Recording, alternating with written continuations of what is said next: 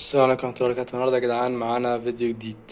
اتكلمنا النهاردة عن حاجة مهمة جدا في تربية الحمام، وهي العلاجات الوقائية أو كورس الوقاية. حاجة مهمة جدا يا جدعان، احنا نعمل كورس وقاية كل مرة في الشهر للطيور بتاعتنا، سواء حمام سواء عصافير، أيا كانت الطيور أو أيا كان الحيوان، لازم نعمل له كورس وقاية شهري. بالذات الفترة دي الصيف خلاص دخل تقريبا، والحرارة بتزيد والغبار والأتربة وده كله، فده بيسبب أمراض كتير للحمام، ولازم نهتم بيهم وبصحة طيورنا وحيواناتنا.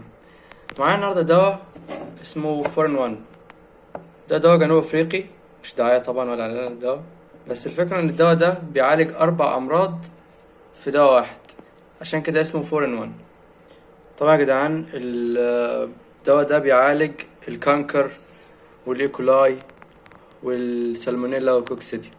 بالنسبة لي الدواء مهم جدا عند الحمام، وهنعمل دلوقتي كورس وقائي مدته 3 أيام من الدواء ده إن شاء الله. وأكتر مرضين بيتعبوا المربيين في الفترة دي أو طول السنة غالبا يعني بيكون السالمونيلا والكانكر، دول أكتر مرضين بيتعبونا شخصيا، بالذات الكانكر مرض يعني أعوذ بالله. فاحنا لازم نشتغل وقاية عشان إن شاء الله طيورنا تبقى كويسة وسليمة وما نحتاجش إن احنا نعالجهم. ده دواء طبعا بس هنستخدمه كوقاية. الجرعة زي ما مكتوبة هنا، مكتوب ضيف 5 جرام لكل جالون، يعني 5 جرام على 4 لتر. في معلقة بتكون موجودة جوه، هي دي المعلقة بتكون موجودة جوه، ودي لما نملاها كلها بتكون 5 جرام. المعلقة الواحدة بتتحط على 4 لتر من المية. طبعا دي الجرعة المظبوطة بالملي يعني، عشان الطير ياخد كل الفوائد اللي فيها. وانا هنا معايا ازازة لتر ونص، فيدوبك هاخد حاجة بسيطة جدا من المعلقة. شايف ان الكمية دي كفاية جدا، وهحطها بالشكل ده، وبعدين هنغطي الازازة ونرجعها كويس، هرجعها وارجع لكم تاني. ده شكل الازازة بعد ما حطينا على المية الدواء بتاعنا. دلوقتي هنطلع الحمام فوق، وبعدها هنشربهم الدواء.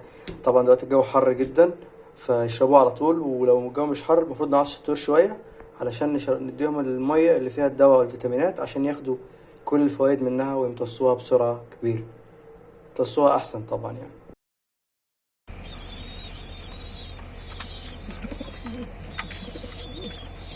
طبعا يا جدعان اهو اديت جرعة المية اللي فيها الدواء.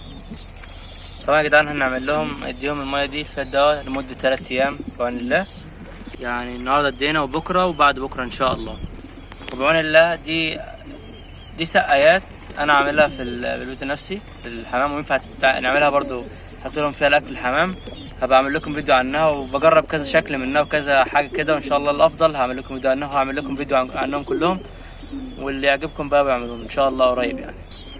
طبعا ده كان فيديو النهارده، اتمنى لو عجبكم تعملوا شير للفيديو وكومنتات ولايك واشتراك في القناة.